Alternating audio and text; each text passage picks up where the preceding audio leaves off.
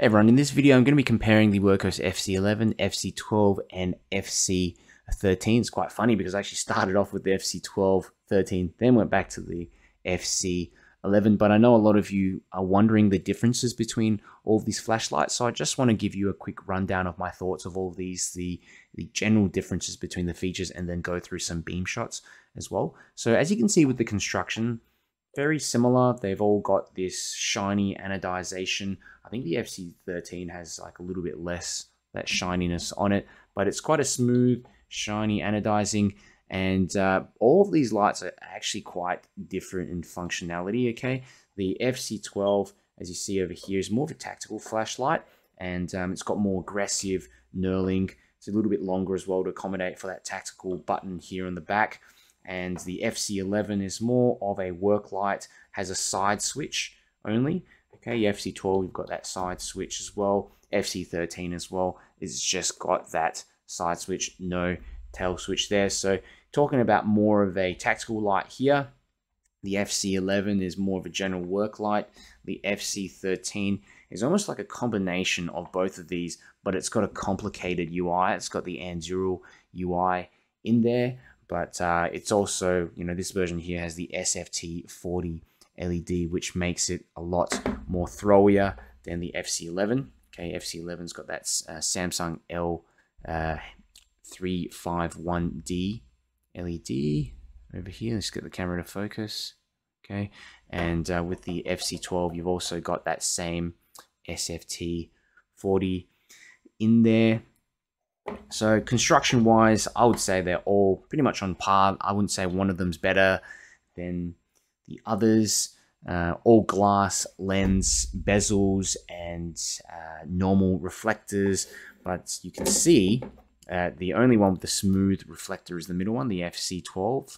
It's more built for long range function, whereas yeah, the FC13 and the FC11 have orange peel reflectors, though the FC13 can actually throw quite a significant difference just due to the SFT40 that's in there. So in terms of the UIs and modes, now like I mentioned before, the FC12 is probably the easiest UI, as well as the FC11. So you just click the button here in the back and you press and hold, okay, to ramp up and down the different modes. You can actually go into the stepped ramp mode as well. Okay, so very, very simple. You can also access strobe from that feature, from that button here on the side. With the FC11, you just pretty much click and hold and it goes up and down. Double click to access strobe. And with the FC13, it's got Andural, so I'm probably not going to go through the whole thing, but here just ramp up and down. There's all different functions in there: lightning mode, candle mode. You can check the battery voltage. There's many things you can customize, even the temperature step down. So if you like having lots of different features in the UI, the FC13 is good. If you want more simple flashlights that just have a set UI, set it and forget it kind of thing, I think these two are probably the best to go for. In terms of total output, I believe the FC12 and 13 are rated at about 2,000 lumens, 1,800 to 2,000 lumens. FC11 is about 1,000 lumens, so you're going to get a lot brighter output, more flood with these ones as well as throw. But the FC11 just has a more pleasing overall beam. It's more of a floody light, and also it's a high CRI index light if you need to discern colors accurately under the light.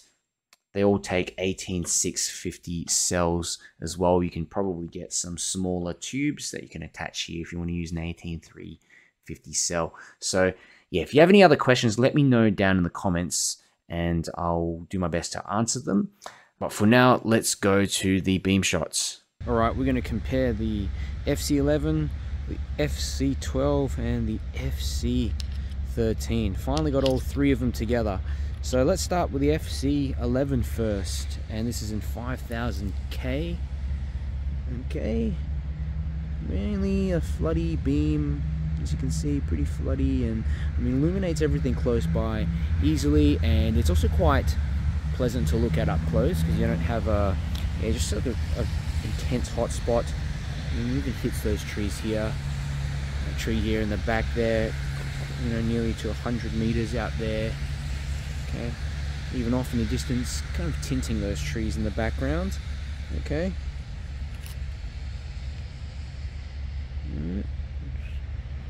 Continue to just bring this around to show you. And let's switch this one off, and we'll go with the FC12. And as you see with the FC12, there's just a lot more throw. It's those trees out the back where you couldn't really see them before, it was just kind of tinting them. The spill is, I would say that the spill is definitely reduced, and it's more circular as well. Not as soft, but yeah, you're essentially just getting a lot more throw out of this flashlight, and the tactical functionality as well. Okay, not bad.